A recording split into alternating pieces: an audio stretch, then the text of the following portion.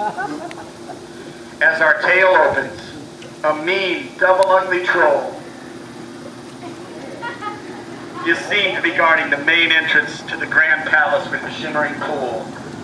4 brothers, all princes of Oakverse, appear. And they try to enter, but are forbidden by the mean troll, who growls at them loudly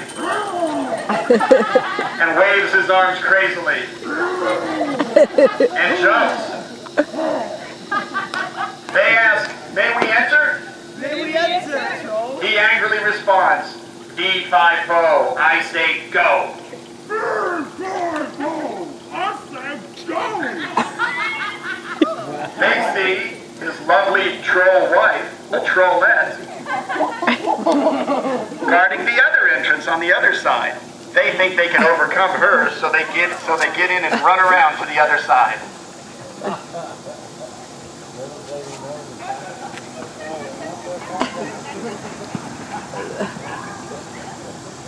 When the mean troll is not looking, they attack and overcome the trollette, beating her senseless into the stage area, pulling her into the stage where she can be seen as they beat her senseless. There, that's good. Beat her up.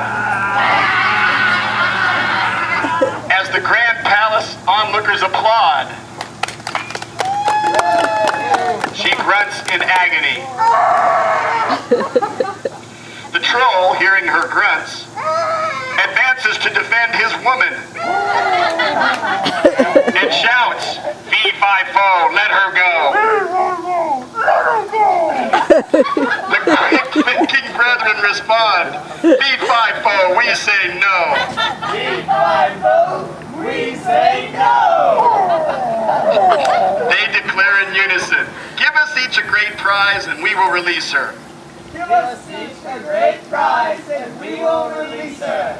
The troll runs over to his hiding place and gets his 4 most valued prizes. To Jesse, he gives a resurrection stone. To Joshua, the invisibility cloak of Condor. To Jeremiah, the wand of wonder. And to Jonathan, our hero, the sword of Samson. They leave the troll to heal his trollette and off themselves toward the middle of the shimmering pool. No.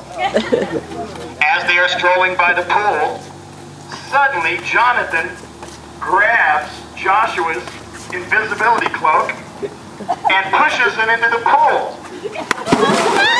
Grabbed by the Death Eaters and devoured. Oh my! How did he fall in? Jonathan immediately covers himself with the cloak so as not to be seen by his brothers. What? Wait, where did Johnny go?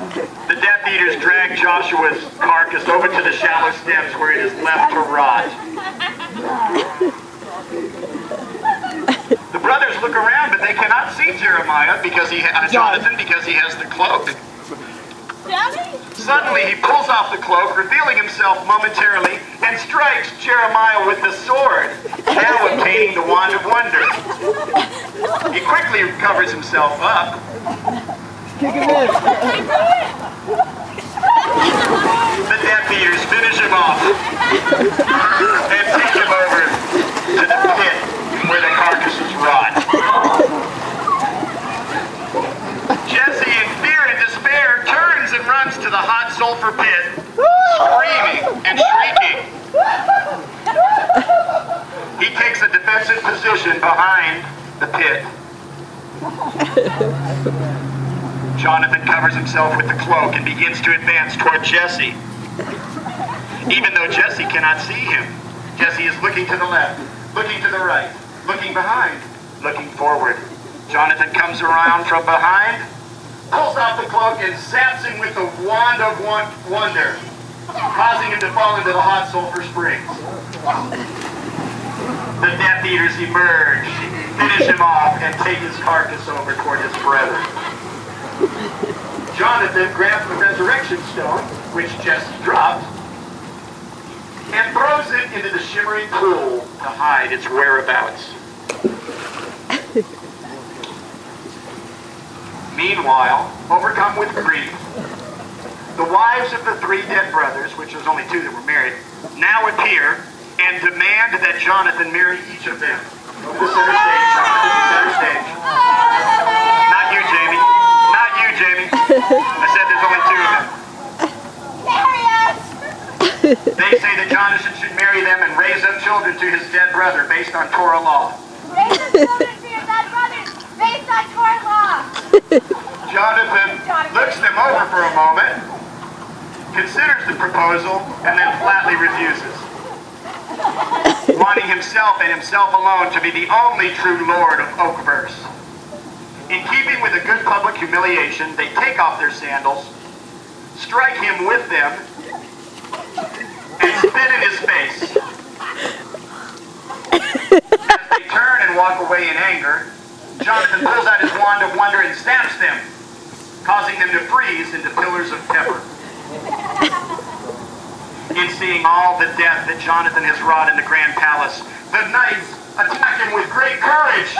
The battle is intense and fierce, but one by one, Jonathan strikes them down, each to his own death. He strikes the death blow to the last one. As he glories in his victory, the fallen soldier, with his 1 ounce of strength left, strikes a mortal blow to Jonathan's chest.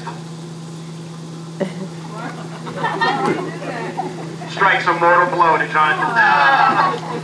The soldier then dies, and Jonathan falls to the ground. Just before his last breath, the true love of his life, the fair lady Jamie, runs up to him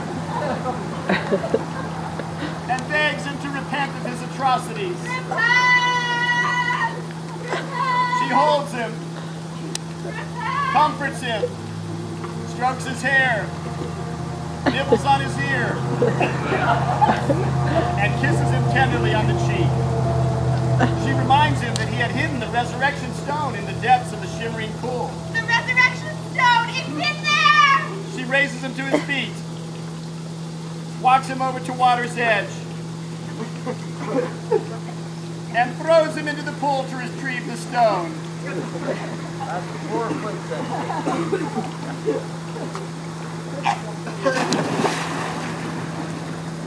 He retrieves the resurrection stone. Right there, John. Hey! As he emerges,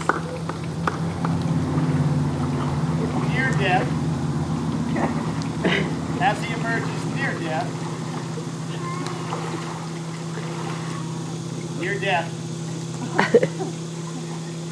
she taps him on the head with the stone,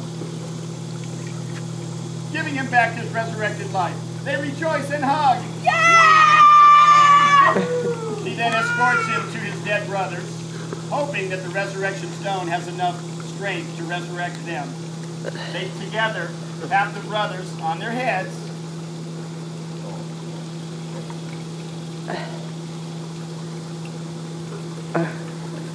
and nothing happens.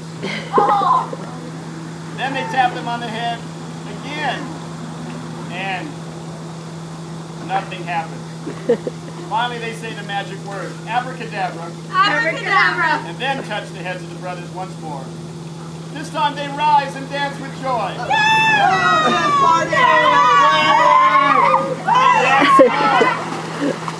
They all embrace with joy on the shore. Get out the water. Jonathan gets on his knees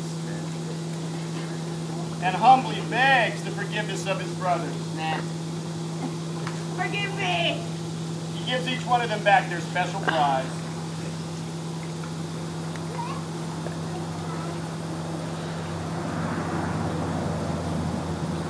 Then he declares, no more death and war, No more death and war! only love and marriage. Only love and marriage! I decree that many couples should immediately be married. I decree that many couples should be immediately married. Using his wand, Jonathan casts a spell, releasing the wives of the brothers from being pillars of pepper. And then he takes the hand of his lovely bride-to-be, Jamie. The resurrected brothers grab their de-spelled wives. And then, that is my wife. He touches Alex on the head with the resurrection stone.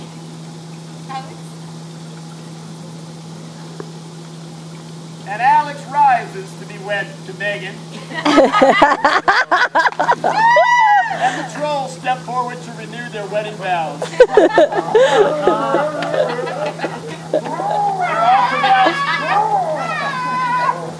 They're all pronounced husband and wife, and everybody lives happily ever after in Oakverse with Jonathan as king.